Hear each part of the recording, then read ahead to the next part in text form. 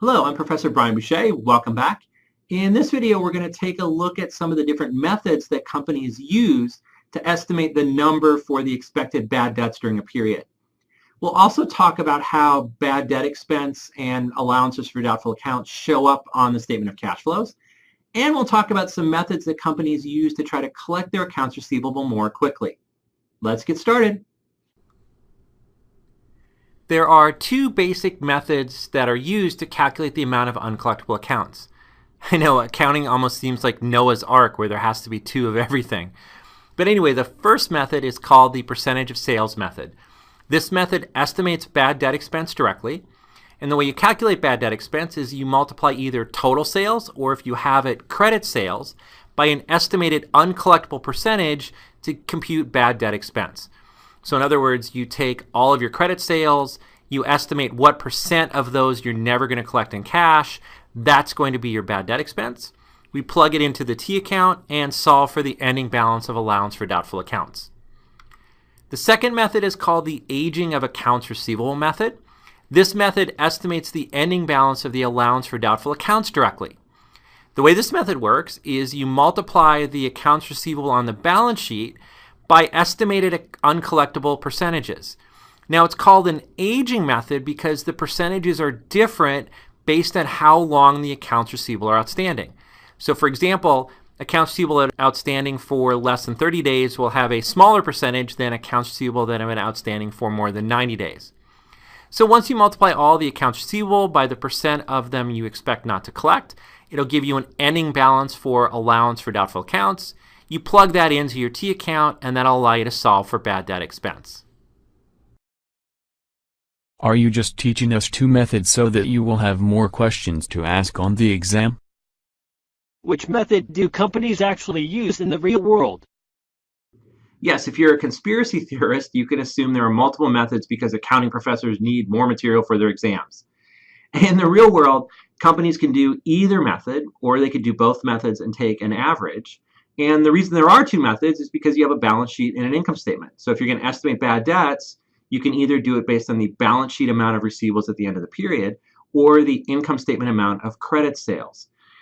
Companies will just choose whichever method they think gives them the most precise estimate. Let's do an example where we implement both methods for estimating uncollectible accounts. We're going to go back to our old standby example company, BOC. And here are their T accounts for a given quarter. We'll assume they had credit sales of $75,000, so that increased their receivables and increased their sales. We'll assume that they collected $69,500 on cash on those accounts receivables. So that's a reduction to accounts receivable. It's also an increase to cash.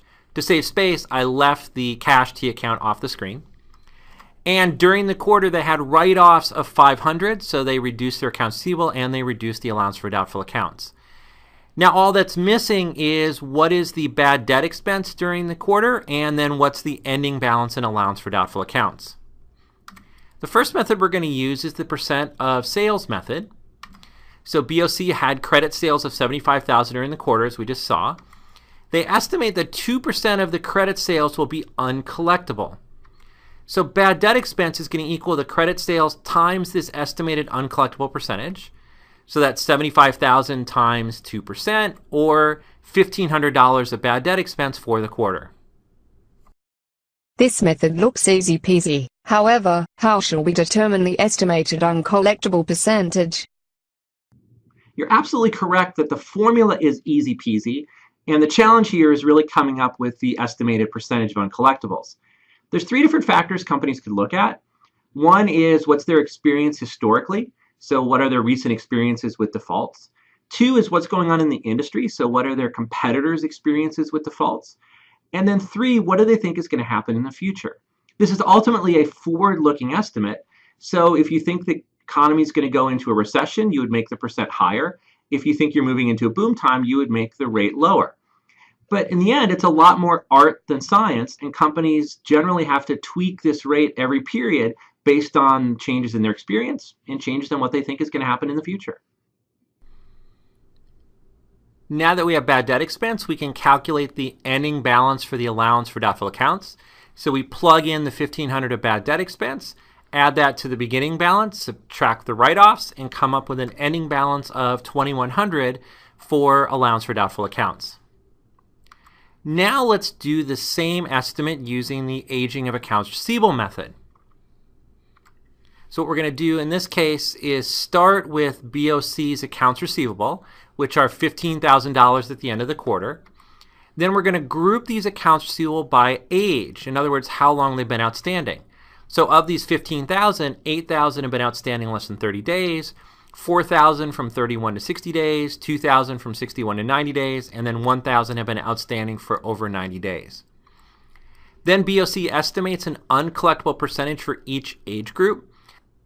And as you'd expect, the estimated uncollectible percentage gets bigger the longer the receivables have been outstanding without being collected. Then we're going to compute the necessary allowance for each age group by taking the balance in the group times the percentage to get the allowance for that group. And then we just add up all the allowances to get the ending balance in allowance for doubtful accounts, which would be $1,900. This looks like a lot of math. How do you come up with all of those percentages? The same way that they get the percentages for the percent of sales method, combination of recent experience, industry trends, and their outlook in the future. And as I mentioned earlier, companies should use the method where they think they can get the best estimates. So do you think you can get the most precise estimates of the percent of sales that are going to be uncollectible? Or do you think you can get the best estimates of the percent of receivables in each aging category that will be uncollectible? Based on that assessment, that should determine which method you use. Now that we've calculated the ending balance and allowance for doubtful accounts, we need to calculate the bad debt expense for the quarter. So we put the ending balance in the allowance T account. We've got only one thing missing, that's bad debt expense. So if we take the ending balance plus the write-offs minus the beginning balance, we end up with $1,300 of bad debt expense. And that $1,300 will also show up on the income statement as bad debt expense. Whoa. These methods gave us different answers for bad debt expense. How can that be? Bad debts are bad debts. Should we rejigger the percentages to get the same answer? Yes, bad debts are bad debts. But unfortunately, they're all going to happen in the future, so we can't know with 100% accuracy what they're going to be. We got $1,500 under the first method and $1,300 under this method. Which one is correct? Who knows? We could split the difference and go with $1,400. We could choose the method where we're more comfortable with our estimate. But whatever we do, we're going to be wrong because we're trying to predict the future. The key is that we make our best estimate today, and then we adjust our estimates in the future as we learn more from our experience, and hopefully we'll get better at this over time. That ends our example looking at the different methods for computing bad debt expense. Next, I want to talk about how accounts receivable and bad debt show up on the statement of cash flows. Obviously, cash collections of accounts receivable are operating cash flows. And then the bad debt expense, the write-offs, and the recoveries are all non-cash transactions. Now, when I say recoveries are non-cash transactions, I mean the part where we restore the receivables and restore the allowance, not the part where we actually recover the cash, because that's a cash collection. So anyway, there are two methods for how bad debt expense could show up on the statement of cash flows under the indirect method. First, you could add back the bad debt expense and then add or subtract the change in gross accounts receivable. So the gross accounts receivable, again, is how much the customers owe us in total. So the way it would look is we would start with net income. We would add back bad debt expense as a non-cash expense, and then either subtract or add the change in gross accounts receivable depending on whether it went up or down. The second method is just add or subtract the change in net accounts receivable. So that's accounts receivable net of all these non-cash amounts. So here you would start with net income and then just add or subtract the change in net accounts receivable, again, depending on whether it went down or went up, and that would get you to cash from operating activities. Both methods get you to the same place. The only difference is whether you separately break out bad debt expense or whether you just fold them in with the change in net accounts receivable. Dude, this is so uncool. Two methods again. How can anyone figure this stuff out if you cannot agree on any methods? Hey, at least there aren't 10 methods. So what's going to determine which method a company chooses to use is how big of a deal their bad debt expense is. For companies where bad debt expense tends to be fairly important or a fairly large number, they'll use the first method, which will allow them to show it prominently on the statement of cash flows. But for companies where bad debt expense is fairly small, it's not a big deal, then they'll use the second method. They'll just lump it in with net accounts receivable to save space on the statement of cash flows. We give companies two methods so they can choose the one that best communicates their important information to outside users. So although the two methods make your life more difficult, they make things better for companies, investors, and analysts, and anyone else that need to learn things from the financial statements. The last topic that I want to talk about are the different methods that companies can use to collect cash from their accounts receivable more quickly. So the first method is pledging the accounts receivable as collateral for a loan. So instead of waiting for the customers to pay you to get the cash, you could go out to a bank and borrow money today with those accounts receivable as collateral. Then you would still have the accounts receivable and you would have to collect those receivables so that you could use the cash to pay the bank loan. And the collateral is there because if you default on the loan, then the bank would seize the receivables as collateral. Now in this case, the company is taking the risk of collection, which they may not want to do. So there's another way that reduces this risk called factoring. Under factoring, what the company would do is sell the accounts receivable to a bank at a discount, and that discount would reflect both an interest charge and the risk of uncollectability. So let's say you had $1 million in accounts receivable. You'd have to wait 30 to 90 days to collect that $1 million. Instead, you could sell those accounts receivable to a bank for, say, $950,000. You get your cash right away, and you don't have to worry about collecting the receivables. Now, the reason the bank is paying you $950,000 instead of $1 million is that part of that reflects an implicit interest charge because now the bank has to wait to get the money back.